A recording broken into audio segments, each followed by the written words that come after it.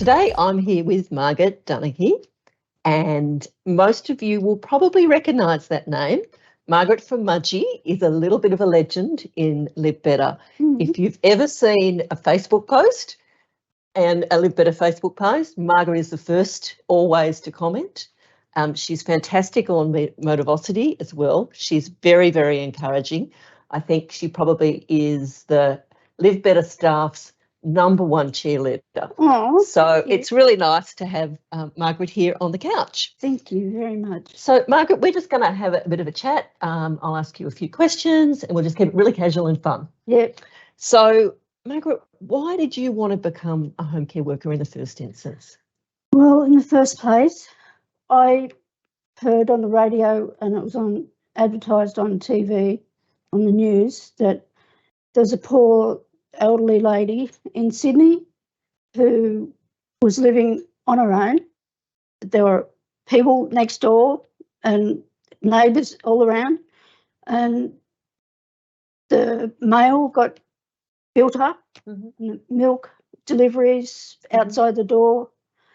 No one even bothered to check on her. No, she passed away? Yeah. Right. Yeah. And she was there for a fair while before anyone even bothered to try. That's really sad, isn't it? Yeah.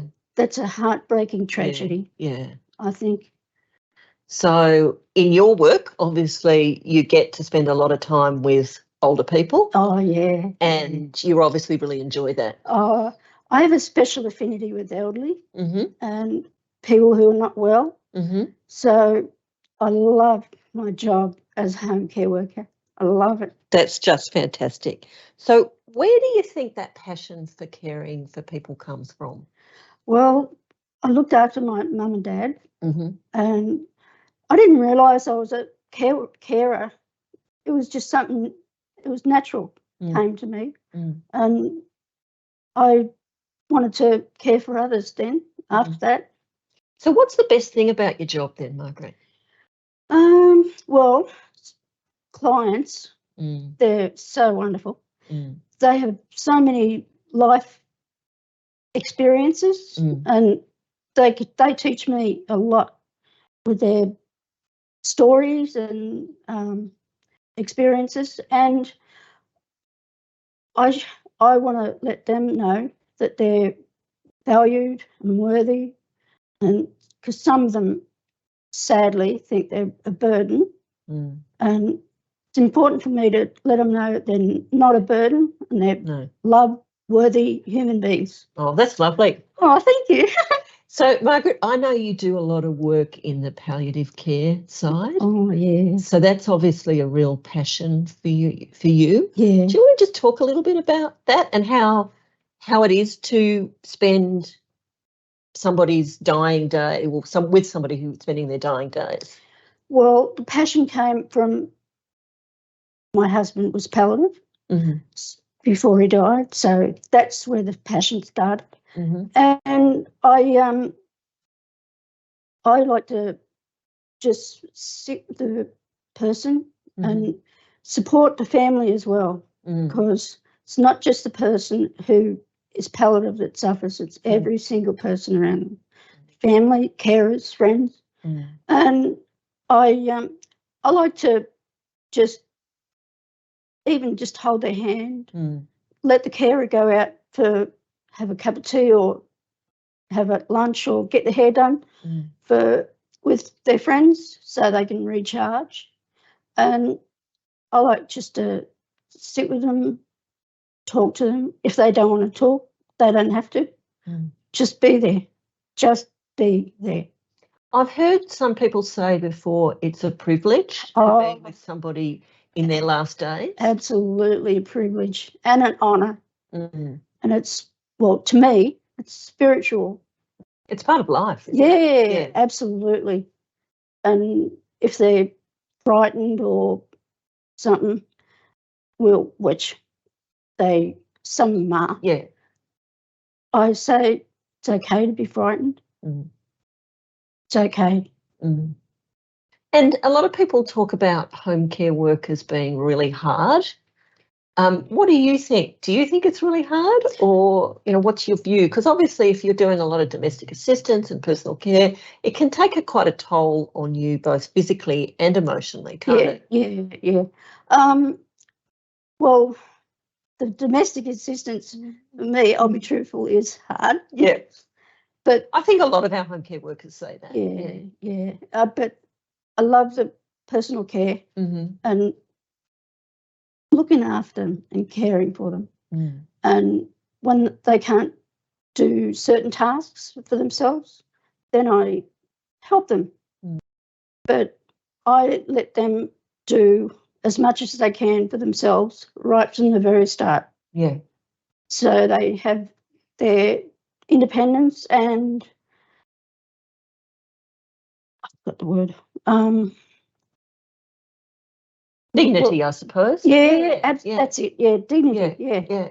So what would you say to somebody who wants to get into home care? Go for it. Go for it. Yeah, absolutely. You obviously find it hugely rewarding. Oh, yeah, especially the palliative and end-of-life care. Yeah. But I like to let the clients know, or like I said before, they're loved and never a burden, and they got life experiences that I learned from. And they love telling stories. Yeah. Yeah. Nice. At the very beginning, Margaret, we talked about the fact that you're always posting, you're always commenting on Facebook posts, and you're always on Motivosity. Why do you do that? Well, I think people should be praised and given encouragement.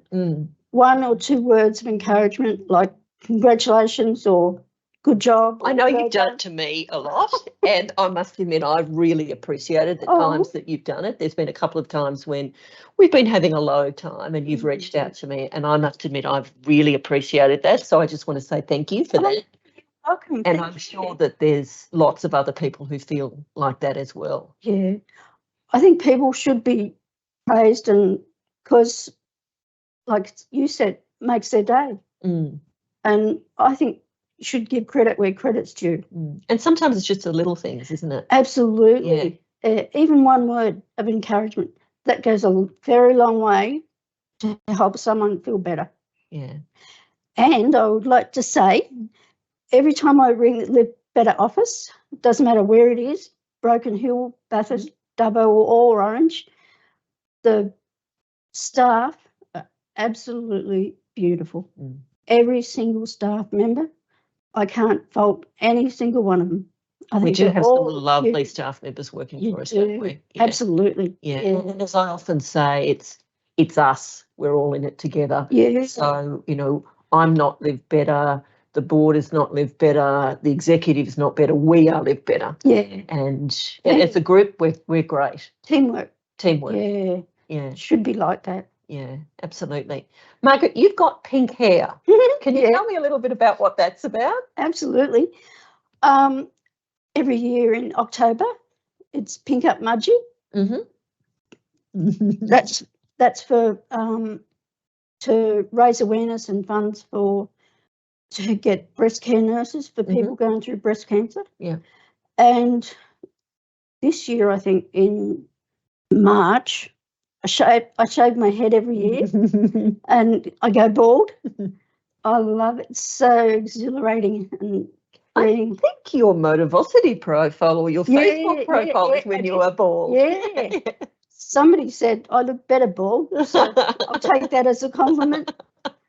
But this year I did it for a poor little girl who had leukemia. Right. That's for the Leukemia Foundation. Right. In March.